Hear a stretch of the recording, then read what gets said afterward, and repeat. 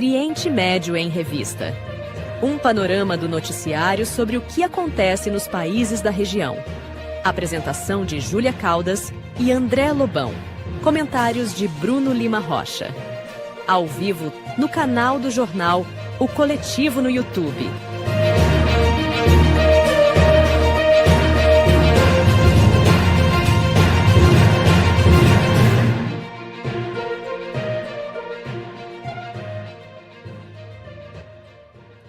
Olá, eu sou André Lobão e comigo estão Júlia Caldas e Mohamed Ali.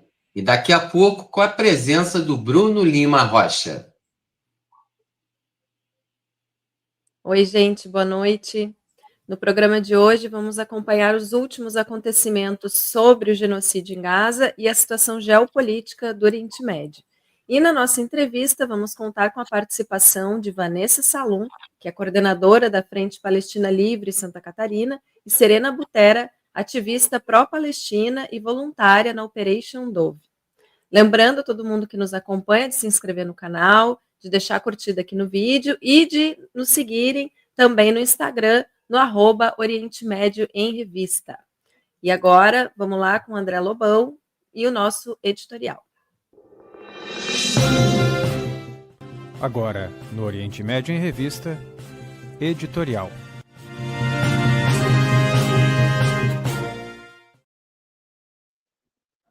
Em Gaza, uma criança é morta a cada 40 minutos. O Ministério da Saúde de Gaza emitiu esta semana um grave alerta sobre a crescente catástrofe humanitária, afirmando que a ocupação israelense continua sua política sistemática de matar de fome mais de 2 milhões de pessoas. Por mais de 2 meses, as passagens de fronteira permaneceram fechadas para alimentos e suprimentos médicos, enquanto o acesso à água foi deliberadamente cortado, agravando a crise. De acordo com o Ministério de Saúde de Gaza, a região está enfrentando indicadores humanitários e de saúde catastróficos, não deixando espaço para intervenção oportuna de organizações internacionais para salvar vidas. O Ministério confirmou que 16.278 crianças foram mortas, o que representa a morte de uma criança a cada 40 minutos.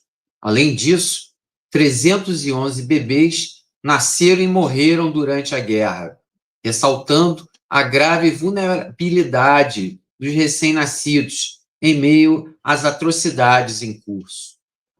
A destruição generalizada de centros de saúde primários privou crianças e gestantes de cuidados médicos essenciais. Além disso, 51% dos medicamentos essenciais para mães e crianças estão indisponíveis, incluindo suplementos terapêuticos, vitaminas e vacinas, sobrecarregando ainda mais a infraestrutura de saúde, já dizimada. Autoridades de saúde também relataram que a entrada de vacinas contra a poliomielite continua obstruída, ameaçando o colapso das campanhas de prevenção de doenças do Ministério. O bloqueio intensificou a desnutrição aguda entre as crianças de Gaza.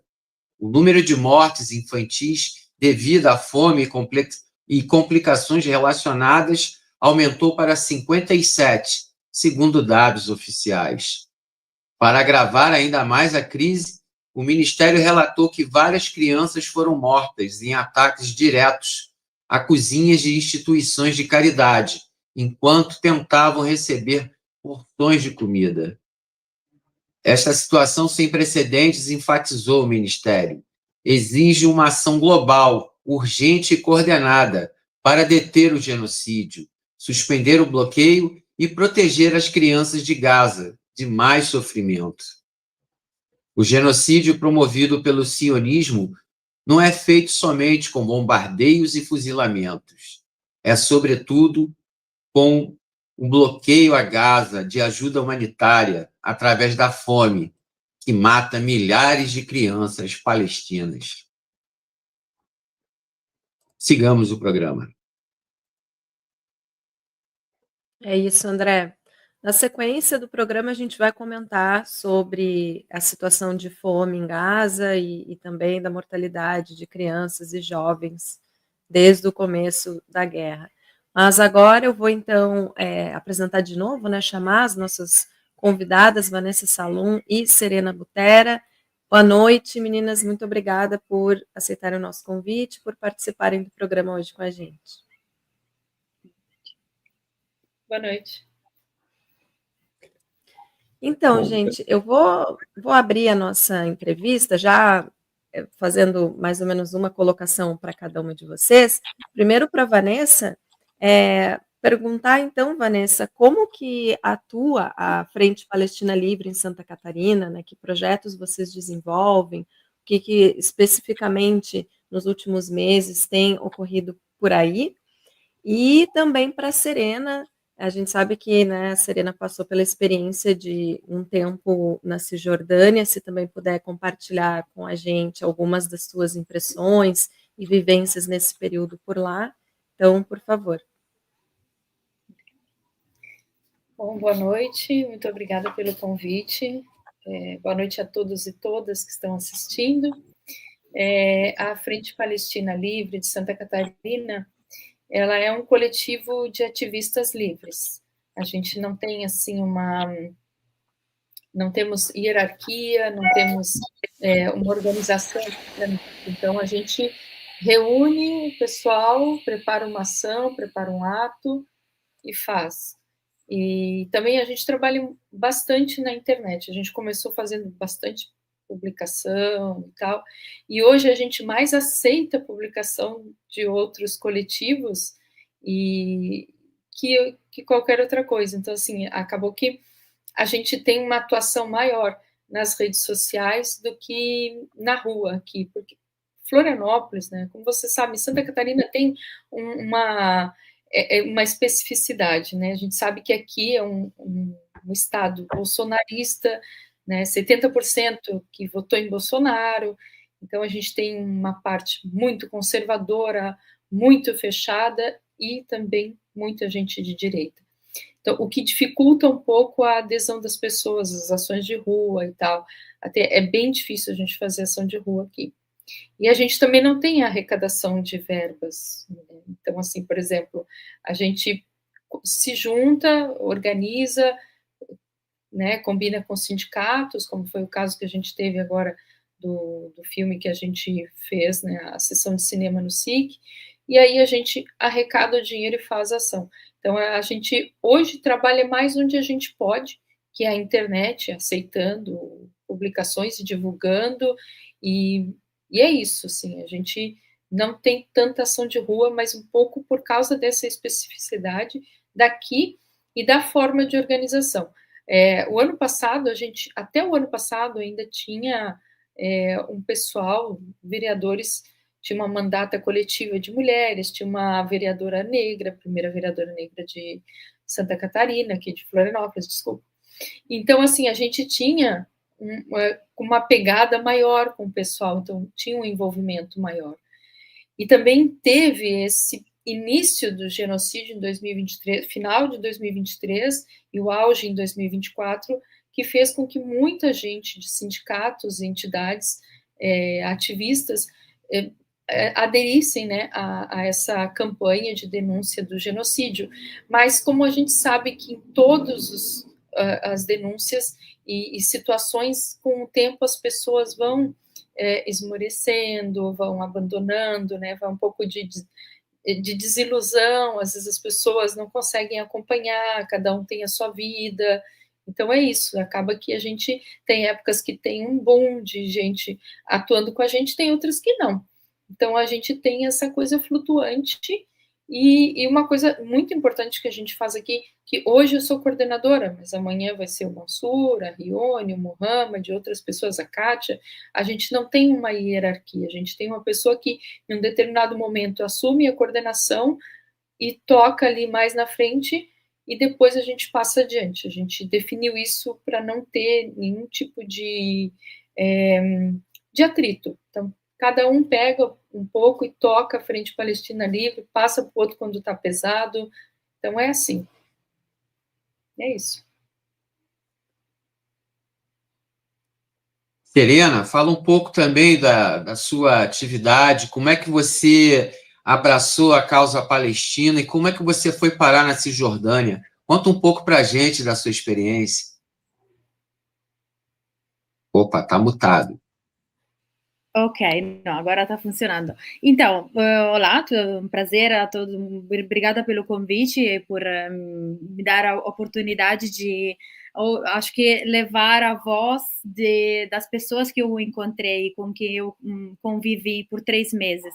Então, obrigada de novo pela oportunidade. Então, como surgiu tudo isso? Em 2015, eu tive a oportunidade de passar 3 meses junto com o Basil e a família dele. E o Basil é o protagonista do documentário No Other Land. Para quem assistiu, ele reconhecerá com certeza o vilarejo e as pessoas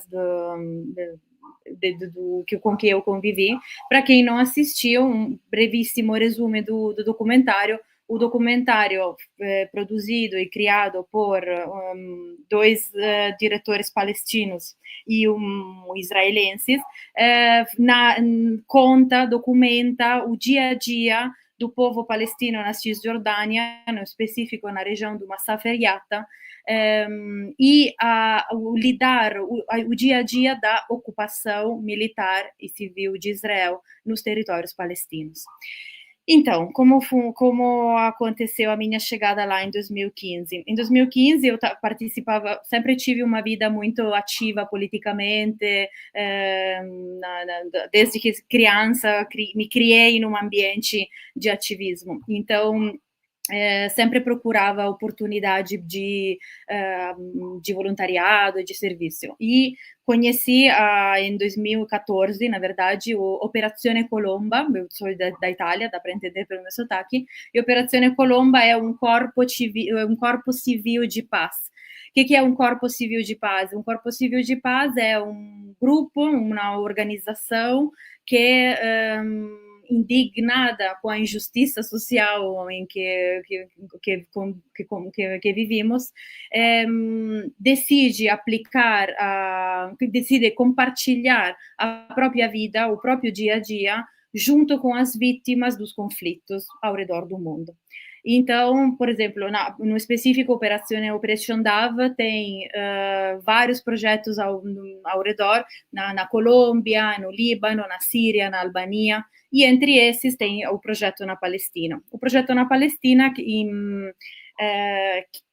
é? Nos anos 2000, 2002, em Masafer Yatta, que é a região da Cisjordânia, as comunidades de palestino, dessa comunidade, se juntou e decidiu que para resistir, para lutar contra a violência do Israel contra eles precisavam atuar a não violência. Então, para aplicar a resistência não violenta, eles precisavam se juntar. Então se criou a comunidade de resistência não violenta nessa região, e para ter maior suporte, para ter um maior apoio ao redor, para ser vistos no mundo, eles começaram a chamar internacionais, várias organizações do mundo, para que pudessem ajudar nessa resistência não violenta contra a ocupação de Israel. E o que consiste, então, a resistência não violenta? A resistência não violenta é uma escolha dele, é uma escolha dos palestinos, e é a escolha que eles decidiram atuar para existir, para sobreviver à ocupação. Como se aplica, então, no dia a dia a resistência não violenta? Muita coisa para dizer. Então, a chegada dos ativistas internacionais faz que a resistência possa ser principalmente gravada com videocâmeras, então vista e acompanhada no dia a dia. Todo mundo sabe que o passaporte italiano, o passaporte americano tem uma certa, digamos, um grande privilégio, uma grande força. Então, o fato de eu ter nascido e ter passaporte italiano faz que, ao estar do lado de um palestino com uma videocamera com a videocamera e com o meu passaporte, isso faz tipo uma inibição à violência promovida pelos israelenses. Então, se eu não estiver, não eu, Serena, mas se eu, não ativista, não estivesse lá do lado deles, ele poderia matar, e literalmente matar, ou fazer qualquer outro tipo de violência menor que é igual, na verdade, ou seja, no dia a dia, com muita mais facilidade, com muita mais liberdade. Mas se tiver algum internacional com uma videocâmera que depois tem o poder de levar um relatório para os advogados, para denúncias, inibe. E a resistência não violenta fica nisso. Então, na resistência, na inibição da violência também perpetuada contra eles. Serena, só uma pergunta. Então, a câmera, ela é muito importante, né? Porque ela pode filmar, pode denunciar, né? Então, essas câmeras, eu poderia dizer que ela é a consequência da morte de mais de 210 jornalistas na Palestina, porque as notícias não podem chegar ao mundo, né? Então, o ativismo com uma câmera, para eles, é algo muito perigoso, de mostrar o rosto horrível que é o colonialismo sionista. Exatamente. É o único que a gente tem, na verdade. Se a gente realmente acredita na resistência não violenta, a câmera é a nossa arma, é a nossa forma de ataque. Então, eu estou te olhando, eu estou te vendo, você não vai ser impune a tua violência vai ser vista, e a gente precisa olhar. Hoje, com a difusão, nos 2015, a gente tinha smartphone, celular, mas a gente trabalhava com câmera mesmo de chip, depois, etc. O Basil mandou mensagem no passado para o grupo, falando: obrigado, galera, é com vocês que eu aprendi a gravar.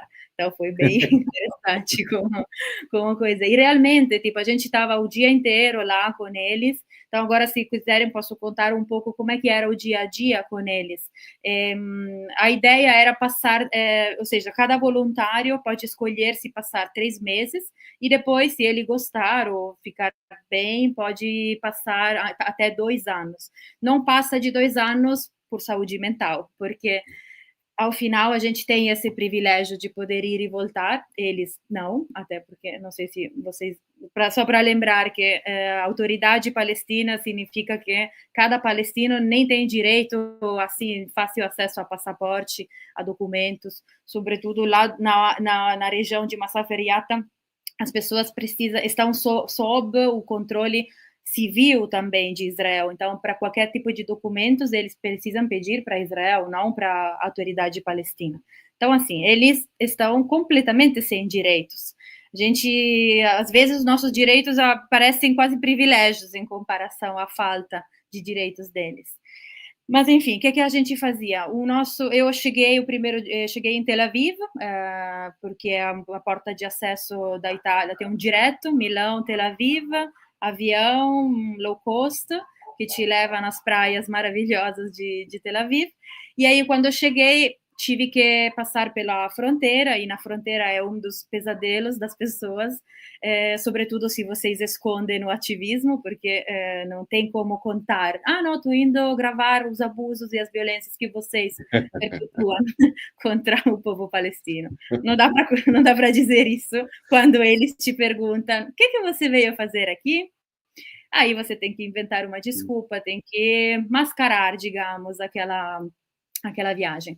Uma vez que aí eu tive que eu falei que era turismo católico, que queria vir Belém, Jerusalém, que queria conhecer os lugares turísticos, digamos. E aí passei. E aí de Tel Aviv eu passei para Jerusalém. De Jerusalém eu tive que depois ir para Belém, onde a Operation Dav tem uma casa de apoio para tomar banho, para comer, para descansar. Depois eu vou contar como é que é lá. E aí, o primeiro grande choque, primeiro entre Tel Aviv e Jerusalém, tem uma grande diferença, ou seja, Tel Aviv é puro Israel, Jerusalém já é uma outra cidade, ou seja, dá para respirar eu me considero uma agnóstica atea, mas eu tive alguma dúvida quando cheguei em Jerusalém. Sim, Comecei a sentir. Sim, a espiritualidade é uma cidade muito intensa, de todos os pontos de vista. Até intensa do ponto de vista violento, porque as pessoas, os colonos e os israelenses, eles têm direito eles sim que têm direitos, mas assim, um direito de levar arma. Então, você passeia no meio da feira com todas as pessoas e vê pessoas armadas de fuzil, não de facas, de fuzil gigantes e dá uma certa sensação estranha no corpo. Depois eu passei para Belém, que também foi chocante, porque é um cruzamento de cultura da cultura muçulmana, da religião muçulmana, dos árabes, com os árabes cristãos também. Então, tem essa mistura. Claramente, a gente pensa Palestina, pensa muçulmanos, mas a gente esquece que também tem uma enorme porção de população cristã. De Belém, aí no primeiro choque foi passar o muro. Então, para entrar na Palestina é relativamente simples. Para Israel é só apresentar o passaporte e não tem não tem um grande controle. O controle é ao contrário, de Palestina para Israel. De Belém, eu fui para Al-Khalil, que em hebraico em Israel se chama Hebron, e depois passei por Yatta, que é uma cidadezinha menor, e de Yatta a gente passou para Tuane. E toda essa viagem, você percebe claramente o quanto a cada cidade que você passa tem uma perda de direito, dignidade e de respeito ao ser humano. Hebron, Al-Khalil, é gerenciada pelos palestinos ainda.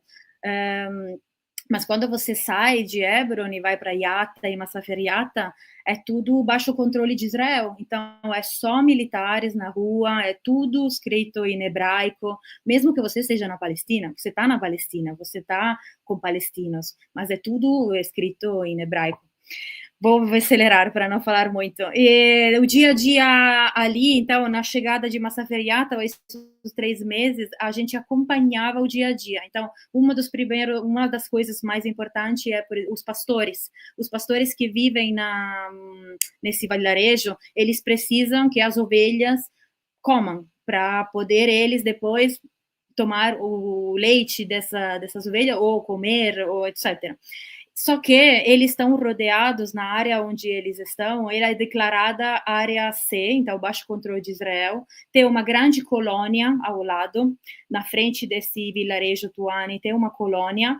Quando a gente fala de colônia, é um lugar que internacionalmente não é legal, mas para Israel é legal. E na frente da colônia tem um lugar que se chama assentamento, que é ilegal internacionalmente e é ilegal também para Israel. Mas, obviamente, claramente é um projeto que Israel apoia. Então, esses assentamentos é uma zona. Quando eu digo zona, significa que não tem nenhum tipo de controle. Os colonos que vivem dentro desse assentamento... Como? Bagunça. Uma bagunça, exatamente, de violência, porque eles estão sem nenhum tipo de controle, então eles podem sair, atirar pedras, tirar com fuzil e ninguém vai falar nada, porque é como se eles não existissem para Israel.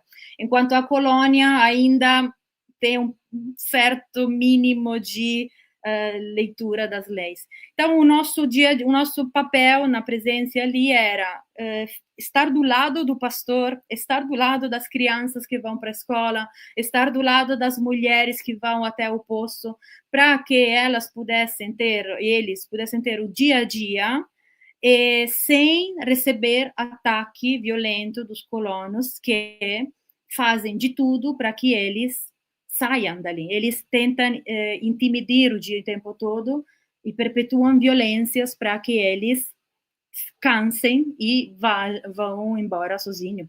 Já que não podem matar assim à toa e porque vai ter problemas, eles causam um estresse na vida do dia a dia, violências perpetuadas no dia a dia. No documentário tem as demolições, tiram a casa, destroem, jogam água, jogam cimento no poço, para que as pessoas digam, chega, vou embora.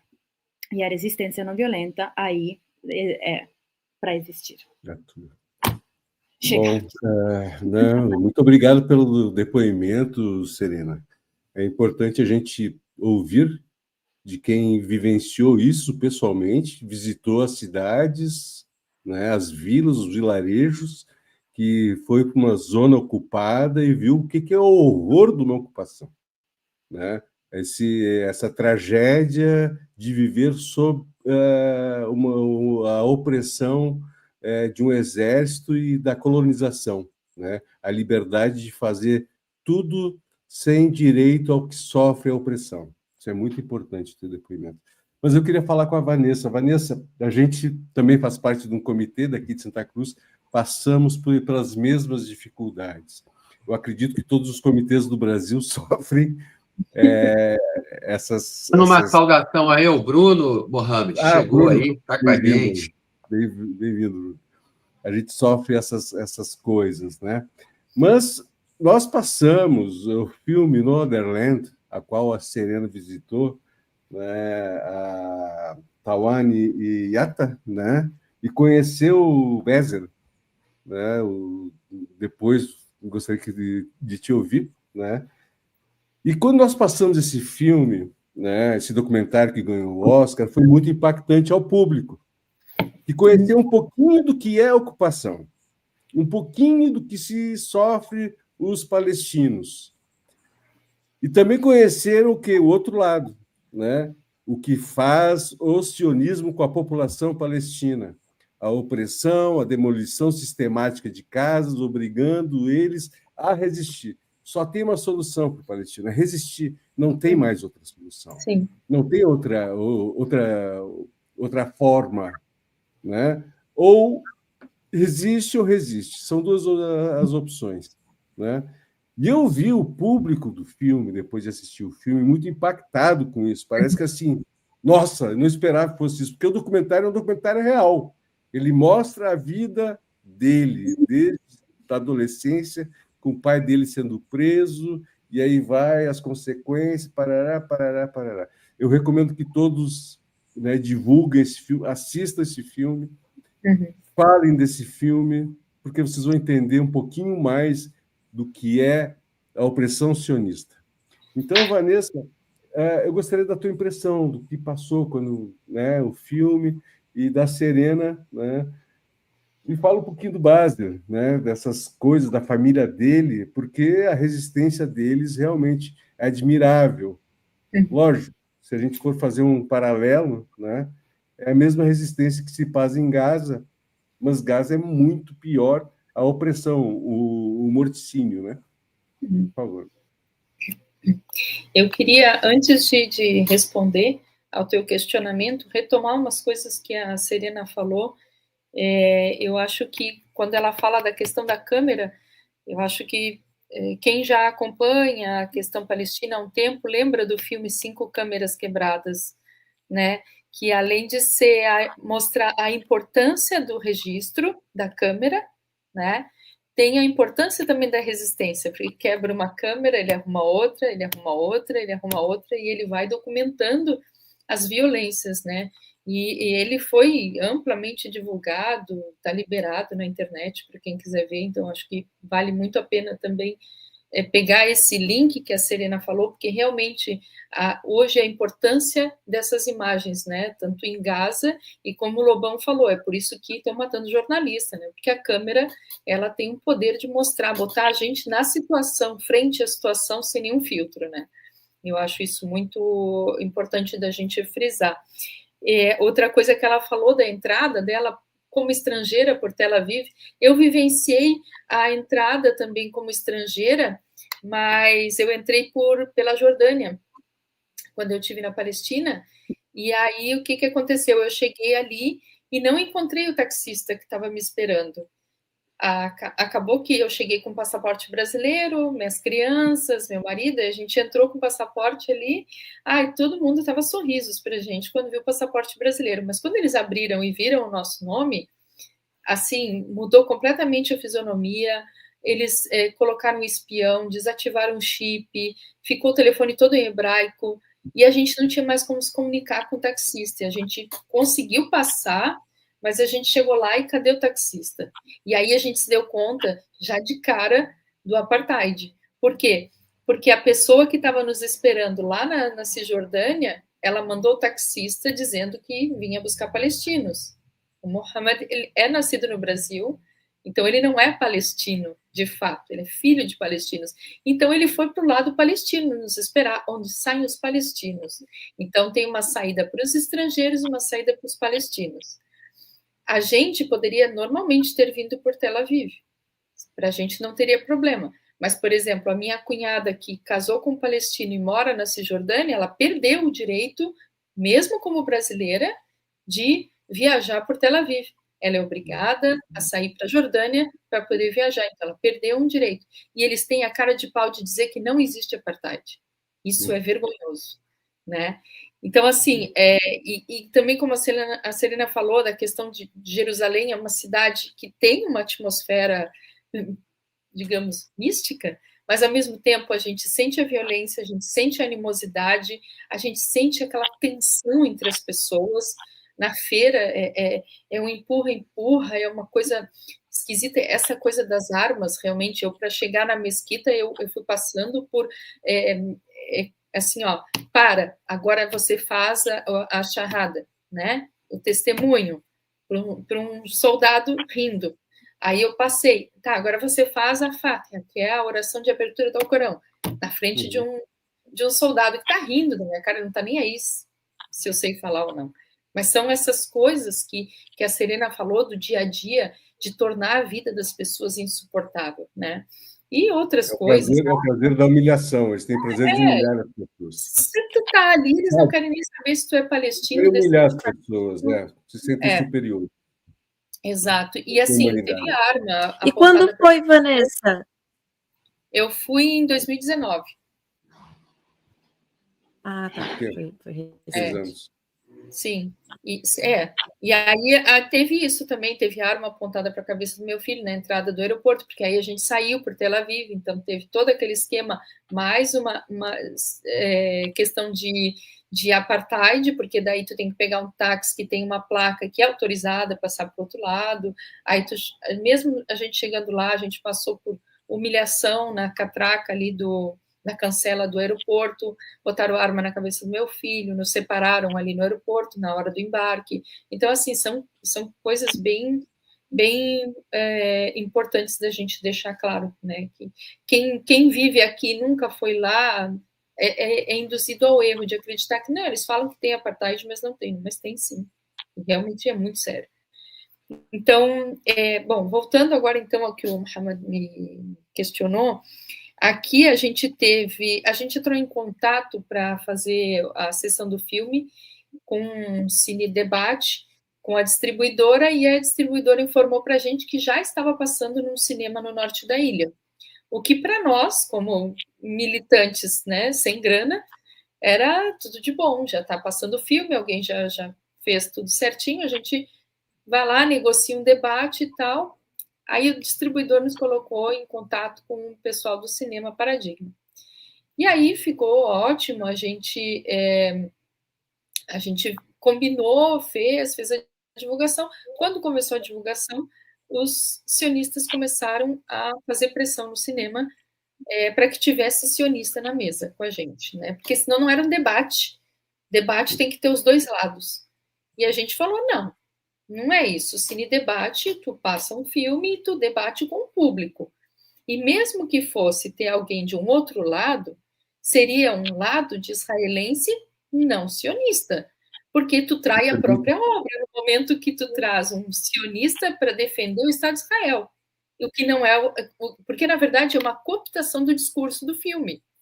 Porque no filme a gente tem judeus que são anti-sionistas. E aí os sionistas sentam ali para defender o quê? para defender a violência do Estado. Pode falar. Deixa eu só fazer um paralelo. Seria a mesma coisa que apresentar o menino do pijama listrado, né? Ou a lista de Schindler, um debate com judeus que sofreram o genocídio, o holocausto, e chamar o nazista para falar debater sobre isso. Então, esse é o paralelo. Exatamente. Então, esse é o paralelo. É inaceitável um nazista entrar num debate sobre esses tipos de filme. Então, esse é o paralelo. Exatamente. Não é questão de democracia, não. É questão de não se debate com sionista, com assassino e genocida. Não se dá palco. Porque a gente não pode sentar, não vai dar palco para eles falarem o que eles querem falar. Porque a gente sabe o que eles querem defender. E não merece. Então, assim, o que a gente bateu o pé e disse, não, a gente não vai sentar. Tu pode ir lá, ele pode ir lá, assistir, pedir o microfone e fazer alguma colocação. Isso é democracia. Agora, sentar do nosso lado, aqui não. E a gente bateu o pé até o final, e aí, no final, o cara cancelou, né? E saiu aquela nota de discurso de ódio e tal. E aí, nesse momento, eu disse, peraí, vamos organizar isso, tem que sair esse debate. Isso é uma vergonha, porque o cara ganhou dinheiro, ele encheu o cinema e ganhou dinheiro. Aí a gente organizou uma sessão, conseguimos no SIC, que é o maior centro cultural do estado, aqui, e aí a Serena entrou em contato com a gente, dizendo que tinha vontade de conversar, de dividir com a gente a história dela, e no fim, que essa questão deles terem feito essa nota gerou inclusive, antissemitismo, tá? De comentários antissemitas, de fato, na publicação do cinema, e foi uma coisa, assim, eles acabaram fazendo um marketing para o filme, lotou o Paradigma, nós oferecemos 137 lugares, chegou no dia, era uma sessão gratuita que a gente fez, a gente lotou a sala com 137 pessoas, abrimos uma sala adicional, colocamos mais 83 ou 85 pessoas, e mais ou menos umas 50 pessoas foram embora sem assistir o filme. Então, assim, foi uma repercussão muito boa, as pessoas saíram chorando, impactadas, sabe, ficaram lá até o final, a gente fez um debate, foi muito proveitoso, tinha, de fato, sionistas lá, que a gente já conhece, mas eles não ousaram falar nada, até porque eu usei de uma estratégia já de cara, dizendo assim, olha, a nossa crítica não é de forma alguma antissemita. Para começar, vamos falar das comunidades, por exemplo, de Jerusalém, lá do Mea Shearim, que são comunidades de judeus ortodoxos que chamam o Estado, o exército de Israel de nazista. Porque eles chegam, eles batem, eles arrancam as pessoas de dentro da sinagoga, eles tratam eles muito mal. Por quê? Porque eles são tão palestinos quanto os palestinos. Eles são judeus que já estavam lá antes da criação desse infame Estado. Então, esses judeus que vêm da Europa com esse projeto colonialista, racista, com toda essa ideia de supremacia branca, eles têm horror a esses judeus que já viviam lá. Porque eles falam árabe, eles têm alguns ritos, cultura diferente, arabizadas, assim como tinham os sefarditas na Espanha, assim como tinham os ashkenazi na Alemanha, na Polônia, Áustria, leste europeu. Então, eles vêm com esse projeto e tem que tentar hebraicizar aquelas pessoas, né? Botar elas no exército, trazê-las. Eles se recusam a entrar no exército, eles querem o fim do Estado de Israel. Então, tem toda essa... Quando eu comecei falando, olha, não tem nada de santo no Estado de Israel, nem contra os próprios judeus. Não tem ninguém mais antissemita que o próprio Estado de Israel, que o próprio exército de Israel. Porque ele bate em judeu, bate em palestino judeu, bate em palestino cristão e bate em palestino muçulmano. Porque quem está lá é palestino, independente da fé que a pessoa professa. Então, essa é o que a gente tem aqui. Quem defende o Estado de Israel está defendendo uma política de Estado violenta. É a mesma coisa que defender o que fazem na favela, o que fazem quando entram numa comunidade, a polícia. É bater porque é negro, é bater porque é pobre. Depois a gente vê se é alguma coisa ou não.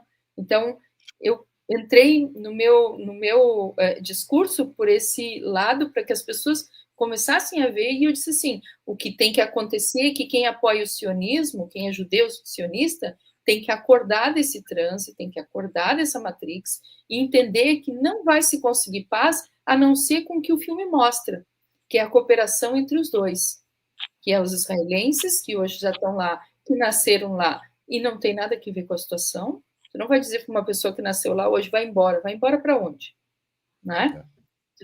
Então, a gente sabe que hoje a solução é a paz e a cooperação entre os dois. Tem que existir coexistência, tolerância, senão não vai dar em nada. E aí eu joguei a responsabilidade para os sionistas que estavam ali. Vamos lá, vocês vão continuar defendendo essa política violenta? Ninguém vai ter paz em Israel, nem Palestina, nem lugar nenhum, enquanto vocês continuarem apoiando a violência. É isso. Correto. Eu queria aqui dar cumprimentar, dando um abraço aqui para a Marília, mandou aqui um super sticker de R$3. A gente também está precisando de apoio, né? A gente precisa colocar aqui nossos reclames, mas não é do Plim Plim, né? Não pode ser do Plim Plim, que do Plim Plim não dá, né, Mohamed? Dá não. Não rola, né? Não. Então, você pode nos enviar seu apoio financeiro, é muito importante para a sustentabilidade do Oriente Médio em Revista, né? A gente encontra dificuldades a cada apresentação, a cada edição, então seu apoio financeiro é muito importante. Nos envia aí qualquer quantia para o Pix que está passando aí na tela, sindasp@gmail.com. Lembrando a vocês também, é isso aí, ó, o Alan colocou aí na tela, sindasp@gmail.com. Qualquer valor, de qualquer importância, vai nos ajudar muito. E, além disso, a gente está entrando em outras esferas da internet, né? A gente também está no Instagram e, claro, a gente já tem um canal no YouTube, @Oriente Médio em Revista, tudo junto. Manda lá seu alô, curte a gente e faça a sua inscrição. Serena, eu tenho uma pergunta para você. Qual é a relação do sionismo com a classe política italiana? Você pode dar um breve resumo de como seria essa relação? Beh, nesse momento, nesse momento, o governo italiano é assim, não é só sionista, é fascista também, estou livre de poder dizer isso. Ou seja, o governo que está hoje na Itália, realmente, não falo exagerando, é realmente o partido que se distendeu, ou seja, depois da destruição, da caída do fascismo, se recriou um outro partido parecido dessas pessoas e é hoje no governo. Então, com certeza, esse já é uma grande problemática.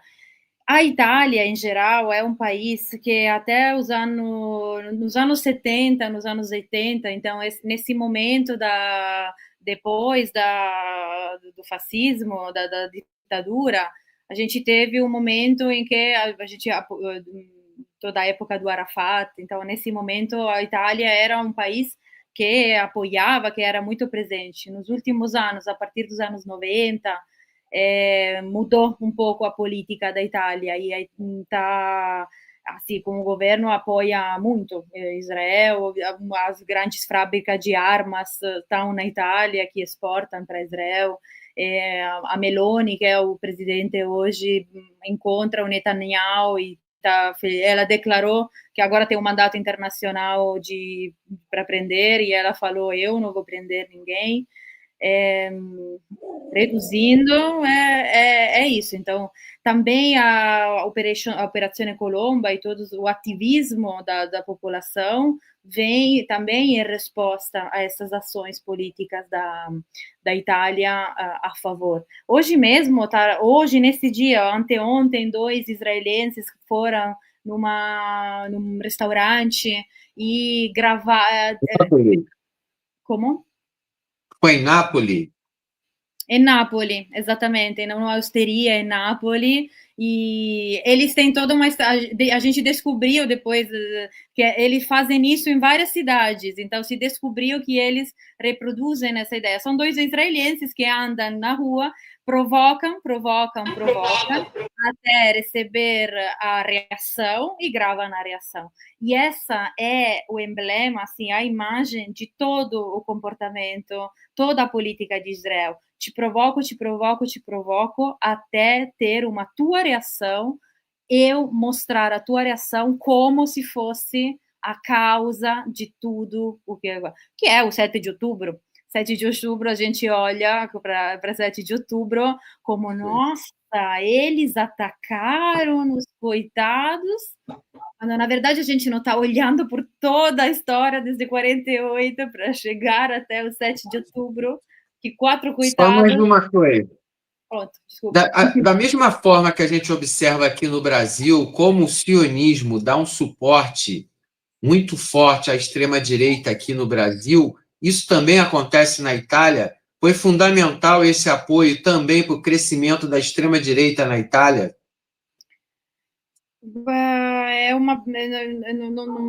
Não me responsabilizo muito por responder nessa pergunta, porque não sei muito bem responder, não conseguiria.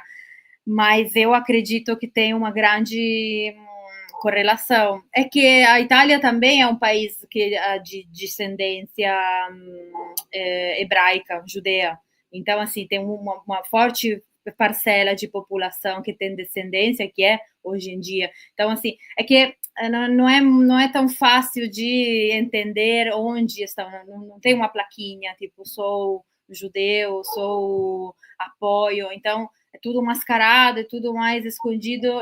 Mas, assim, a opinião geral da população, assim, como o que eu consigo ouvir, eu mesma, antes de ir para a Palestina, eu mesma, que, repito, nasci e cresci num ambiente progressista, de esquerda, ativismo político, eu mesma, com alguns amigos, falava, mas os dois, falando de Palestina e Israel, mas os dois...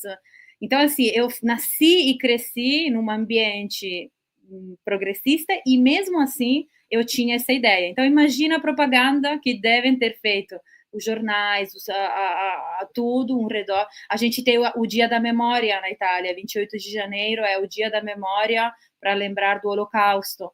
Então, assim, é muito mais intenso a nossa relação com o mundo judaico do que eu sinto, por exemplo, aqui.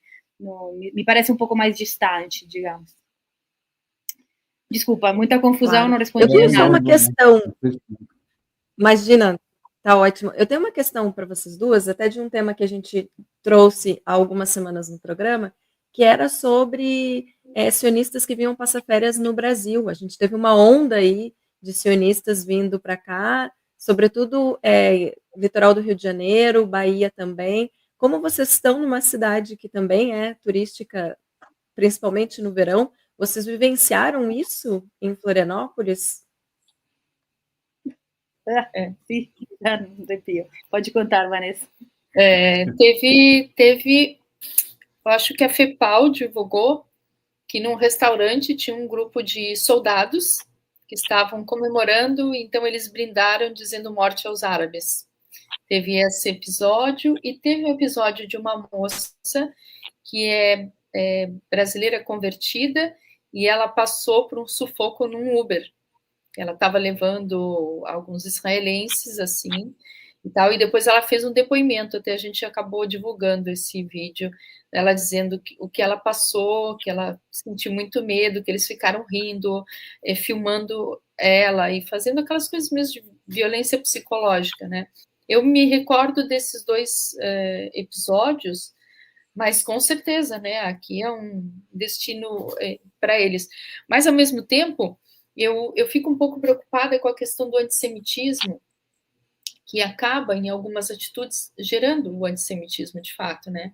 Teve, eu acho que foi no Nordeste, alguns turistas israelenses que foram deixados nas dunas e que os guias ficaram rindo, deixaram eles no escuro, nas dunas. Eu acho que isso é uma coisa perigosa também, porque, como a gente fala, existem pessoas que não apoiam isso que está acontecendo, embora sejam pessoas, como se diz, que desfrutem da ocupação, que morem lá, né? Mas, ao mesmo tempo, isso é um pouco perigoso. Eu acho que a gente tem que sempre prestar atenção e que, assim, ó, uma coisa é o que vem esses soldados de férias e fazem com outras pessoas também que fazem turismo. A gente sabe que hoje a questão do que Israel está fazendo, esse despertar do mundo, está fazendo as pessoas enxergar o que eles estão fazendo como Estado, mas eu acho que também tem que ter um pouco de cuidado em relação a isso. Eu fico um pouco preocupada com isso, porque realmente, outro dia, numa postagem nossa da Frente Palestina Livre, alguém falou assim, era uma postagem que apontava um protesto dos Neturei Karta, que são os guardiões da cidade, aqueles judeus ortodoxos que são contra o Estado de Israel, que tem como líder o David Weiss, que é um rabino que já veio ao Brasil e tal. Então, assim, alguém botou assim, não existe judeu inocente. Aí eu falei, você está errado. Pode ser pouquíssimas pessoas, mas tu não pode generalizar. Tu não pode dizer isso, porque aí o teu comentário é, de fato, antissemita. Perfeito. Aí ele falou, não, mas eu ainda penso assim e vou afirmar assim. Bom, tudo bem, mas eu vou continuar dizendo que eu discordo. Eu descobri que eu sou descendente de judeu sefardita, certificado. Então, eu sou judia sefardita. Então, eu vou, até o final, lutar por uma Palestina livre. Independente do que. Eu posso hoje chegar e dizer assim, ó, quero a minha nacionalidade israelense, quero morar em Israel, quero tudo que todos eles têm. Eu posso pedir. Só que a gente tem que deixar claro e tentar evitar que a revolta que a gente tenha em relação à política do Estado e ao apoio dessas pessoas que estão embebidas no sionismo generalize e cause, de fato, uma onda de antissemitismo no mundo. Isso não é legal. É a mesma coisa que a gente dizer que... Eu falei para ele, mas é a mesma coisa que a gente dizer todo palestino é terrorista. E aí está sendo injusto. Porque resistir não é ser terrorista.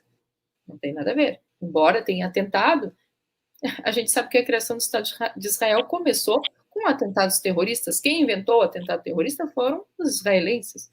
Foram os grupos Haganah, Irgun, o outro eu esqueci o nome. Agora, mas é isso. Então, acho que a gente tem que tomar cuidado com as generalizações. Perfeito. Bruno, algum recado do Oriente Médio, do Centro da Ásia, da Índia e Paquistão? Opa! Eu faço a análise e devolvo a palavra para vocês, já que as duas companheiras estiveram presencialmente na Cisjordânia, e o relato vale mais que qualquer interpretação na minha modesta opinião. Gente, é o seguinte,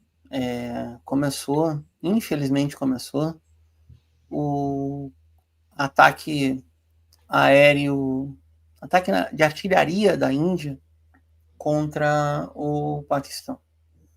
Na origem, se deu há umas 2 semanas de abril de 2025, um ato terrorista, né, contra turistas hindus na área da Caxemira, que é uma área no contraforte do Himalaia, disputada desde a formação histórica de Paquistão e Índia, em 1947, um ato terrorista realizado por uma ponta de uma rede salafista chamada a Frente de Resistência.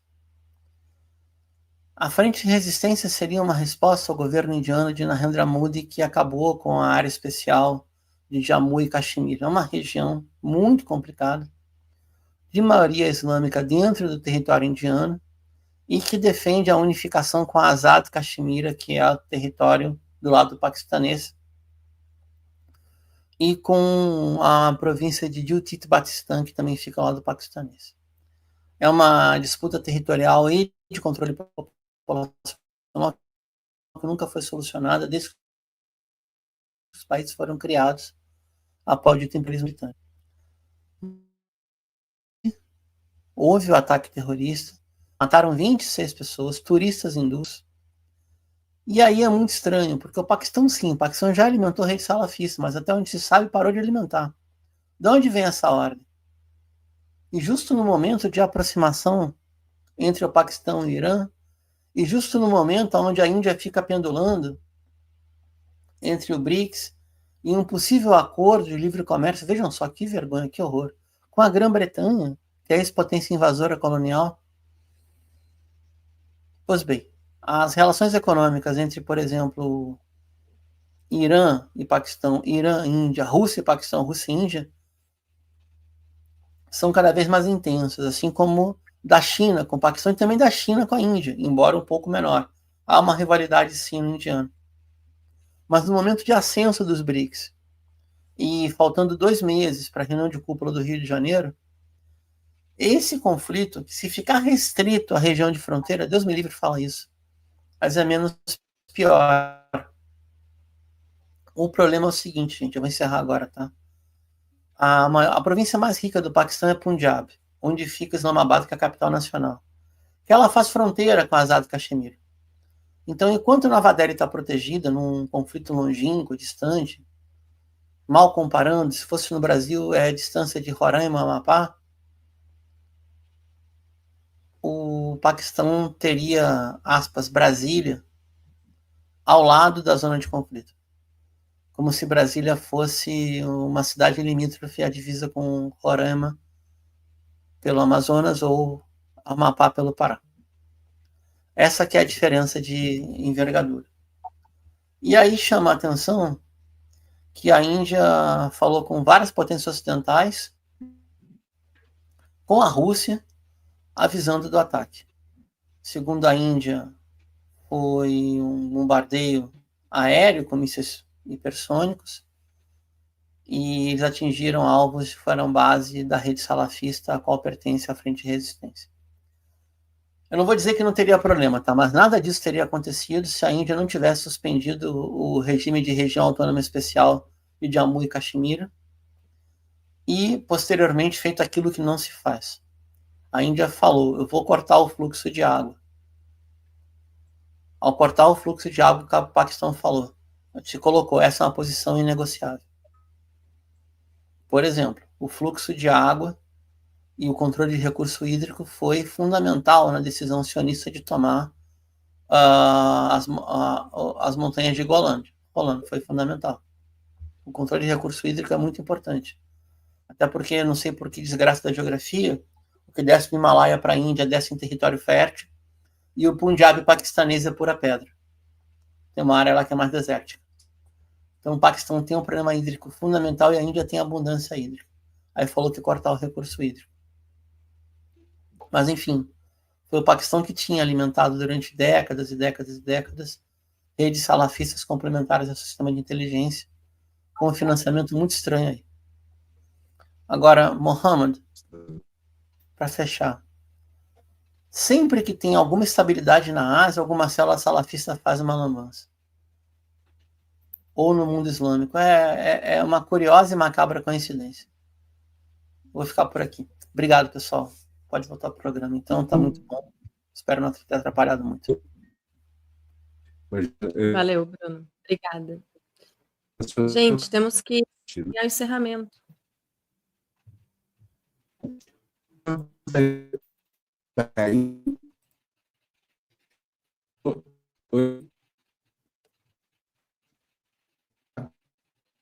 Eu gostaria só de dizer sobre um bloqueio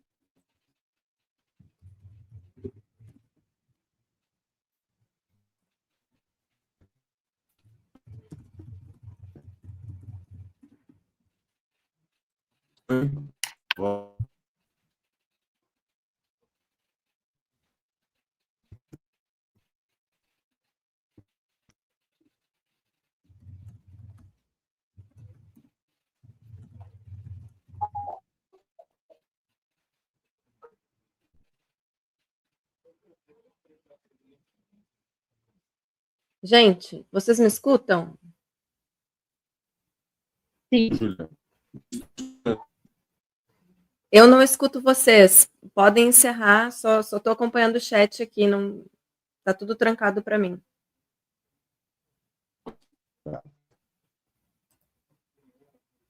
Bom, eu gostaria de falar do bloqueio das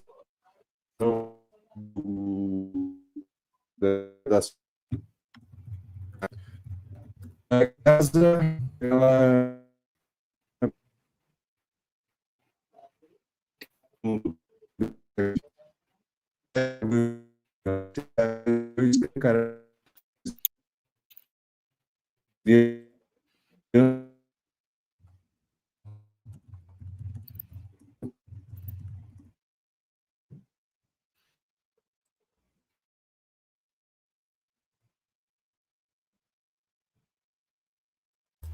Pessoal, vocês estão me escutando? Sim, eu te escuto. Me ouve também, Bruno? Ouço. Vamos encerrar, Sim. por favor. Agradecer muito Tá, vamos encerrar. as convidadas. Isso. Pode ser? Gente, eu não sei o que aconteceu, se caiu, o que foi. Enfim, congelamos, o pessoal trancou. Foi ótimo o programa, uma pena as meninas não poderem se despedir. Mas vamos encerrar então, né, Bruno, o programa de hoje com essa questão técnica ou não aí, que a gente não sabe bem o que aconteceu. Mas essa edição do Oriente Médio Técnica, em não. Revista fica por aqui. Não parece, né? A gente espera vocês na próxima Não semana parece. aqui no canal. Lembrando de seguir e compartilhar o programa nas suas redes, também nos acompanhar lá pelo Instagram, Oriente Médio em Revista. E o nosso programa conta, então, com a produção técnica e jornalística de Alan Camargo, André Lobão, Bruno Lima Rocha, Christopher Dallalana, Juan Carvalho, Júlia Caldas, e também contamos com a participação de Mohamed Ali, do Comitê pela Paz na Palestina, contra o apartheid e o genocídio. É isso, Bruno? É isso, obrigado. Semana que vem a gente está de volta e eu sempre digo a mesma coisa. Diante de um genocídio a olhos vistos, um ataque cibernético é até um elogio. Obrigado, até semana que vem. Valeu, gente. Oriente Médio em Revista. Apresentação: André Lobão e Júlia Caldas. Comentários de Bruno Lima Rocha. Oriente Médio em Revista, ao vivo, todas as terças-feiras, às 21 horas, no canal do jornal O Coletivo no YouTube.